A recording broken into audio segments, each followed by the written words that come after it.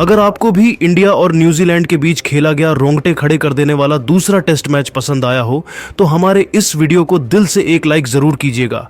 आज की वीडियो का लाइक टारगेट केवल 400 लाइक का है, तो वीडियो को दिल से लाइक करना ना भूले। दोस्तों, जैसा कि आप तो जानते ही हैं कि इंडिया और न्यूजीलैंड के बीच कांटे की 3 मैचों की सीरीज का रोमांच अपने चरम पर चल रहा है, जहां पहले के बाद दूसरे टेस्ट में भी भारत की हालत खराब हो गई। जी हां, भारत और न्यूजीलैंड के बीच दूसरा टेस्ट मुकाबला पुणे के मैदान पर खेला गया। इसके तीसरे दिन तो कुछ ऐसा हो गया जिस पर भरोसा करना सबके लिए मुश्किल था। दरअसल आपको बता दें, खेल के पहले ही दिन न्यूजीलैंड की टीम भारत के सामने 259 रन पर ऑल आउट हो गई। जवाब में उतरी भारतीय टीम की भी शुरुआत बेहद खराब हुई। टीम इंडिया दूसरे दिन केवल 156 रनों के ही स्कोर पर ऑल आउट हो गई। दूसरे दिन ही न्यूजीलैंड को 103 रनों की लीड के साथ एक बार फिर बल्लेबाजी करने का मौका मिल गया, जहां दूसरे दिन का खेल खत्म होने तक न्यूजीलैंड ने 198 रन 55 ओवर में बनाए थे और उनकी लीड 301 रनों की हो चुकी थी। भारतीय क्रिकेट टीम बहुत बड़ी मुसीबत में आ चुकी थी। जी हां, तीसरी ही गेंद पर जडेजा ने ब्लंडल का घमंड तोड़ते हुए उन्हें क्लीन बोल्ड किया और टीम इंडिया की वापसी करवाते हुए भारत को छठी सफलता दिला दी, जहां ब्लंडेल 3 चौकों की बदौलत 40 रनों की धमाकेदार पारी खेलकर यह खिलाड़ी वापस लौट गया। 60 ओवर में न्यूजीलैंड ने 231 रन 6 विकेट के नुकसान पर बना लिए थे। भारतीय गेंदबाजों का कॉन्फिडेंस वापस आ चुका था, लेकिन न्यूजीलैंड की लीड बहुत बड़ी हो चुकी थी। जल्द से जल्द न्यूजीलैंड को ऑल आउट करना बहुत जरूरी था, क्योंकि एक रन के साथ टीम इंडिया हार के मुंह की तरफ जा रही थी। पर दोस्तों, अब भूखे शेर के मुंह में खून लग चुका था और उसके बाद जडेजा ने जो किया वह इतिहास के पन्नों में लिखा गया है। जी हां दोस्तों, अगला ही ओवर लेकर आए जडेजा ने इस बार मिशेल सैंतनेर को भी बुमराह के हाथों कैच आउट करवाकर न्यूजीलैंड को 7वां झटका दिया। जहां सेंटनर भी केवल 4 रन बनाकर पेवेलियन लौट गए, तो रवि अश्विन ने भी अपनी कमाल की फिरकी का जादू दिखाते हुए इस बार टिम सऊदी को बिना खाता खोले पवेलियन भेजकर न्यूजीलैंड के बैटिंग क्रम की धज्जियां उड़ाकर रख दी थी। जहां न्यूजीलैंड के एक के बाद एक 8 विकेट गिर चुके थे और टीम इंडिया मैच में तगड़ी वापसी कर चुकी थी। तो वही एजाज पटेल को भी जडेजा ने बाउंड्री पर वॉशिंगटन सुंदर के हाथों कैच आउट करवाकर न्यूजीलैंड के 9 सूरमाओं को घुटनों पर ला दिया था। अब लग रहा था बहुत जल्द ही न्यूजीलैंड ऑन आउट होने वाली है। और दोस्तों, अब तक न्यूजीलैंड ने 350 रनों की लीड बना ली थी। ग्लेन फिलिप्स तूफानी अंदाज में चौके और छक्के बरसा रहे थे, लेकिन दोस्तों तभी जडेजा ने आते ही उन्हें भी रन आउट करवा दिया और इसी के साथ पूरी की पूरी न्यूजीलैंड 255 रन बनाकर ऑल आउट हो गई थी, जिसकी वजह से उन्होंने टीम इंडिया पर 358 रनों की लीड बनाई थी और भारत को लक्ष्य मिला था चौथी पारी में जीतने के लिए 349 रनों का, जहां टीम इंडिया के लिए सबसे अधिक 4 सफलताएं वॉशिंगटन सुंदर ने हासिल की। उनके अलावा जडेजा को 3 और रविचंद्र अश्विन को 2 विकेट मिले, जहां सुबह सुबह अश्विन और जडेजा ने अकेले ही न्यूजीलैंड को समय पर दिया था। अब भारतीय बल्लेबाजों पर पूरा दारोमदार था टीम इंडिया को अपनी धाकड़ बल्लेबाजी से जीत दिलाने और इस नामुमकिन को मुमकिन कर दिखाने का। रोहित और जायसवाल इस करिश्मे को कर दिखाने के लिए मैदान में उतरे थे और आते ही पहले ही ओवर में सऊदी की धज्जियां उड़ाते हुए जायसवाल ने तूफानी छक्के से अपना और अपनी टीम का खाता खोला, तो अगली ही गेंद पर चौका लगाकर अपने तेवर कीवियों को दिखा दिए थे। तो दूसरा ओवर लेकर आए विलियम ओ रुक का स्वागत भी कप्तान रोहित ने थप्पड़ की तरह चौका मारकर किया और बता दिया कि टीम इंडिया अभी हारी नहीं है। पहले 4 ओवर में ही उन्होंने अपनी विस्फोटक बैटिंग से टीम इंडिया तो 25 रनों तक पहुंचा दिया था। भारतीय पारी तो और रॉकेट की रफ्तार से आगे बढ़ रही थी। भारतीय फैंस में खुशी की एक नई लहर ने वापसी कर ली थी। सबको लगने लगा था कि अब शायद टीम इंडिया जीत सकती है। ये दोनों तो केवल चौकों छक्कों से ही डील कर रहे थे। 6वां ओवर लेकर आए सेंटनर को भी रोहित ने चौके के लिए भेजकर उनकी नाक में दम कर दिया था। लेकिन दोस्तों अगली ही गेंद पर सेंटनर ने रोहित शर्मा को आउट कर टीम इंडिया की उम्मीद पर पानी फेर दिया था, जहां रोहित इस बार भी केवल 8 रन बनाकर पेवेलियन लौट गए और पूरे हिंदुस्तान में मायूसी छा गई। न्यूजीलैंड को लगा था कि वह आसानी से मैच जीत जाएंगे, लेकिन फिर नंबर 3 के पायदान पर मैदान में उतरे गिल ने आते ही चौके से अपना खाता खोलकर न्यूजीलैंड से उनकी मुस्कान छीन ली थी। दूसरी तरफ से जायसवाल का बल्ला तो दहाड़ ही रहा था।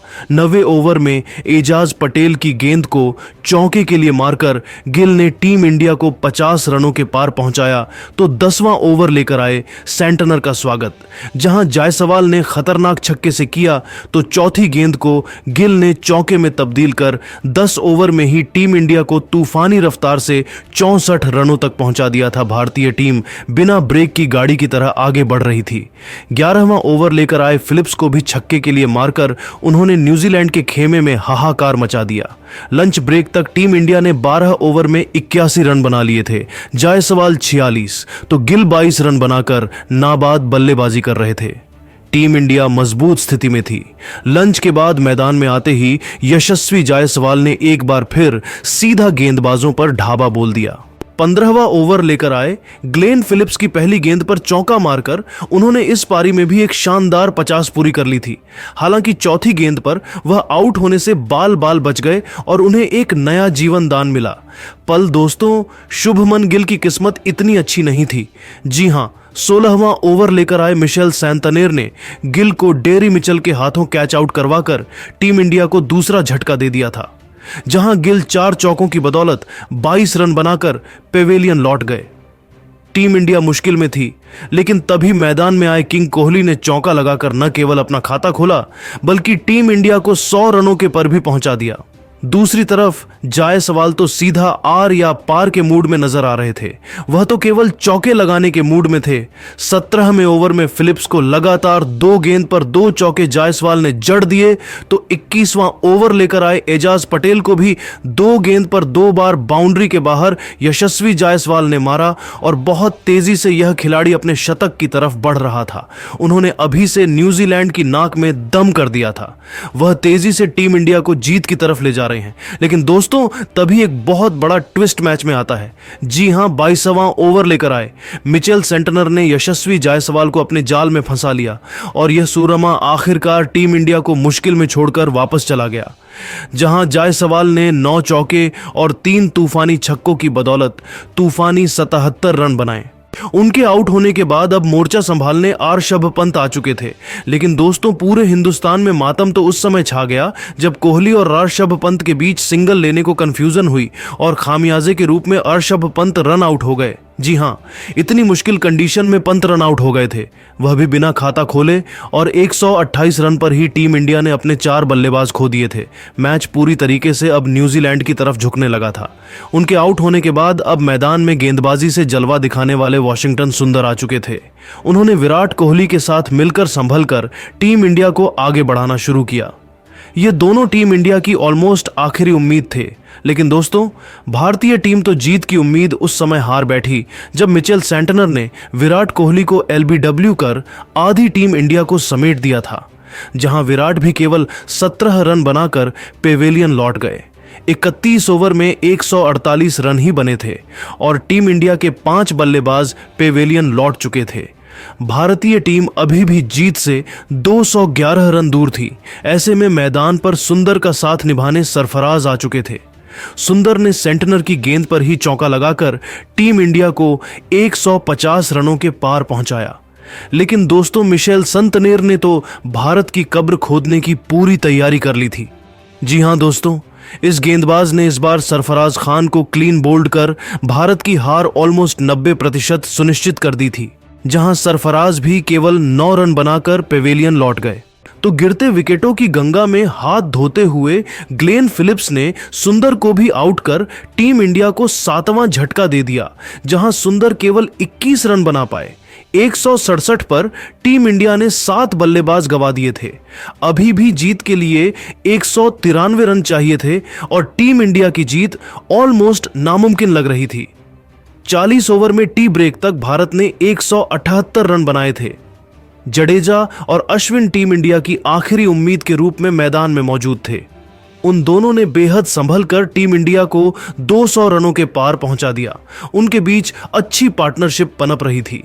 लेकिन दोस्तों, सेंटनर ने अश्विन को भी पवेलियन भेजकर टीम इंडिया को 8वां झटका दिया। जहां अश्विन 18 रन बनाकर आउट हो गए। 206 रनों पर भारत के 8 विकेट गिर चुके थे। जीत हमसे 153 रन दूर थी। लेकिन दोस्तों, यहां तक पहुंच पाना टीम इंडिया के बस की बात नहीं हो पाई और मिचेल सेंटनर की आंधी में न केवल भारत ने अपने घुटने टेक दिए, बल्कि 2-0 से न्यूजीलैंड ने इस टेस्ट सीरीज को जीतकर इतिहास के पन्नों में अपना नाम सुनहरे अक्षरों में लिखवा लिया। तो दोस्तों, अब आप ये मैच देखने के बाद टीम इंडिया के प्रदर्शन को 10 में से कितने नंबर देंगे? आपको क्या लगता है, भारत की हार की सबसे बड़ी वजह क्या है? अपनी राय नीचे कमेंट करके जरूर बताइए और ऐसी ही नई नई खबरें सबसे पहले जानने के लिए हमारे इस वीडियो को लाइक और चैनल को सब्सक्राइब करना बिल्कुल भी ना भूले। धन्यवाद।